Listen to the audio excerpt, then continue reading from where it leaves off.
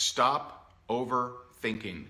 So if I have someone that knows what business I'm in, I'm gonna reach out to them and say, hey, you know what? I've never reached out to you, and listen, it may not be your cup of tea. It may be something that you have absolutely no interest in, but would you be at all open and take a look at my product, my service, my opportunity? If not, no big deal.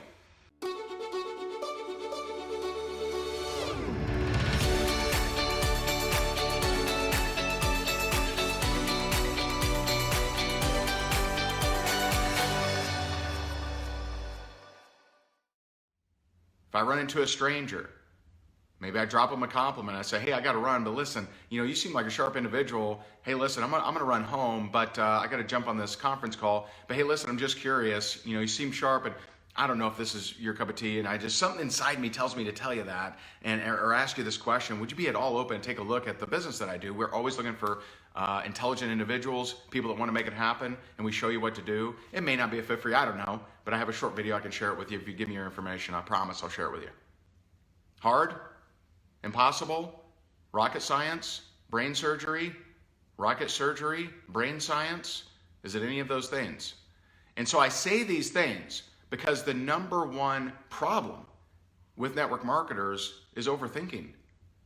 Overthinking, and all it is, overthinking, I'm just gonna let you know, I'm just gonna hit you hard. And by the way, when you step through the gates of rank makers, I assume you're coachable. Those that aren't, they leave. They leave rank makers. They're like, screw this guy. He's trying to give me coaching and make me better. Yeah, who are you, right? And they head out. I got it, I get it. I run that risk almost every day. I'm not trying to, fluff your pillows here. I'm not trying to, keep you nice and comfy and say, oh, baby bear, here's your, let me spoon feed you here. No, I run the risk every day. Someone's gonna leave. But if I'm gonna get you to impact more people on the planet, we gotta get you over this whole nonsense of what do I say to human beings? What if they know what I do? What if they don't know what I do? What if they're left-handed? What if they have a pirate's, eye patch on, right? You see if they're open, you give them an out. That's it. And you don't care about the outcome. Guys, I was rejected thousands of times, maybe tens of thousands of times. I didn't curl up in a ball and cry myself to sleep, but I was willing to get the rejection. I was willing to not look cool. So all overthinking is, we think that it's, I want to be perfect. I want to really nail this thing, man. I got to really tighten this thing up and sew it together so it's just beautiful. What it really is it's a hiding that we don't want to run the risk of looking bad. That's all it is. We don't want to run the risk of looking bad. That's what it is. So it means I care more about how I look,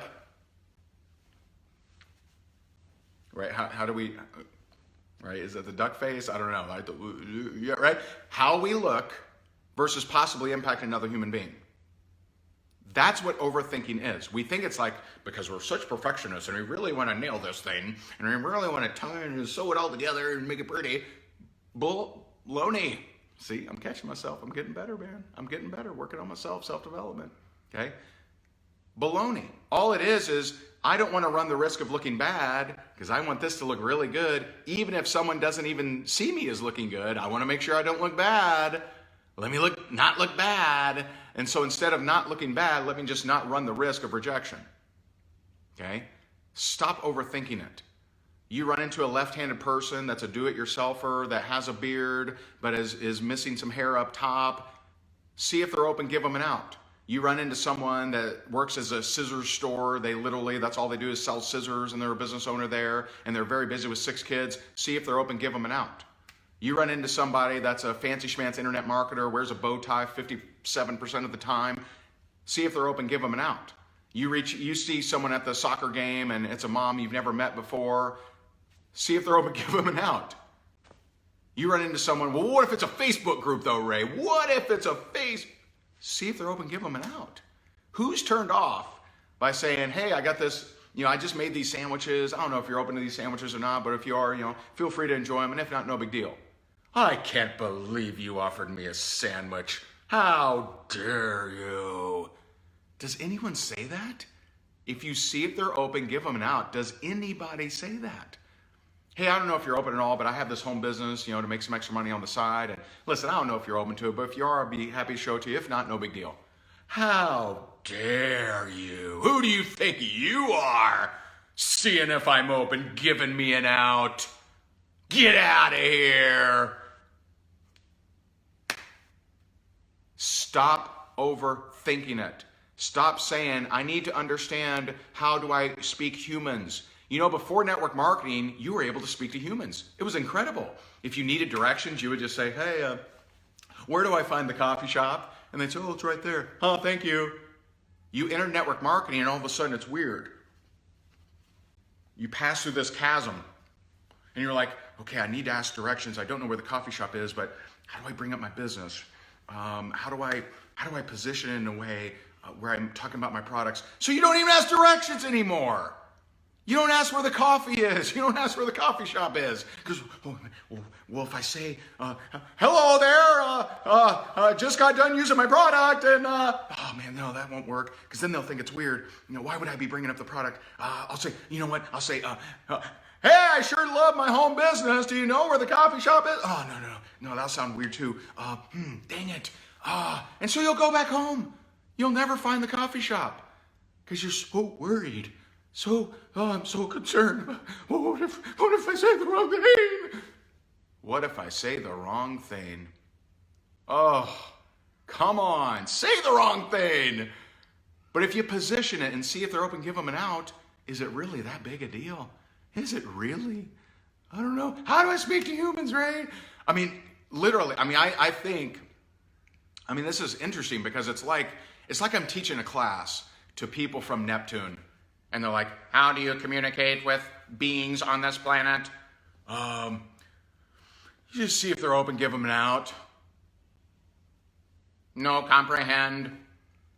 Guys, you were able to speak to humans before network marketing. I promise you. I promise you. It's just now that you're addicted to the outcome, you're addicted to, I want to say something that might get them to say yes, which you should break, you should release. Stop caring. I didn't care. When I was dead broke, personal foreclosure, chased by bill collectors, my girlfriend, now my beautiful wife, paying my utility bills, right? I didn't care if someone said yes or not. I cared if I asked them, are you open? Are you open to taking a look? And if not, no big deal. No biggies. No biggies. So I see all my new rank makers. All my new rank makers are like, I'm glad I'm in here. How do I speak to humans? It's cool, man. It's cool. Because no one's hit you between the eyes with this, all you do is you say, hey, I got this thing. It's a shampoo. It's a bottle of wine. It's a chalkboard. It's a hat. It's a fun wrist wrap. It's a service that saves you money on lobotomies, right? It's literally a lobotomy saving tool. Would you be open to taking a look at it? And if not, no big deal. That's how you speak humans. So stop overthinking it. Stop trying to protect the self-image. I gotta look good, man. And as funny as people try to look good to people they already don't look good to. We're so worried about little Sally and what she'll possibly say, even though Sally talks behind your back anyway.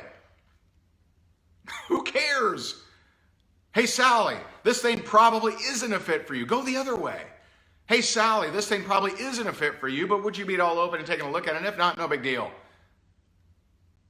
If you read the book, Go for No, you know that they tested an insurance sales team that went door to door. They knocked on the door and said, hey, you're not looking to buy insurance, are you? And because they increased the number of people that they were able to speak to, sales went up like 300%. Do you realize if you just stumbled around the mall and said, hey, you're not looking to make extra money, are you? Sales would skyrocket. Because right now you're terrified of talking to people because you'll possibly look bad and you're afraid of the rejection and you're using perfectionism as a baloney excuse. See if they're open, give them an out, move on, say less to more people. There you go.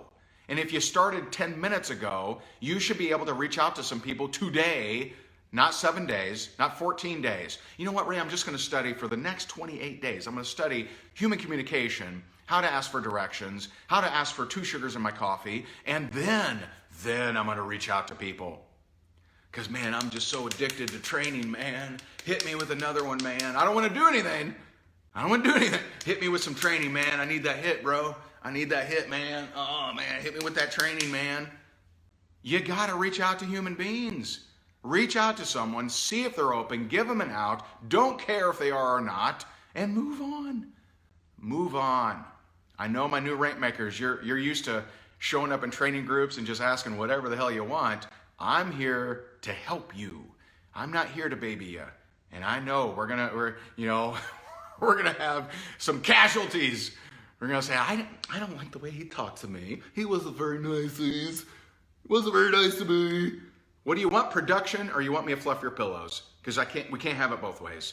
You're either gonna get production, or you're gonna go to some trainer that's gonna fluff your pillows and tell you it's okay to not to impact humanity, to not cease human suffering, to not change villages in whatever country you want to change, right?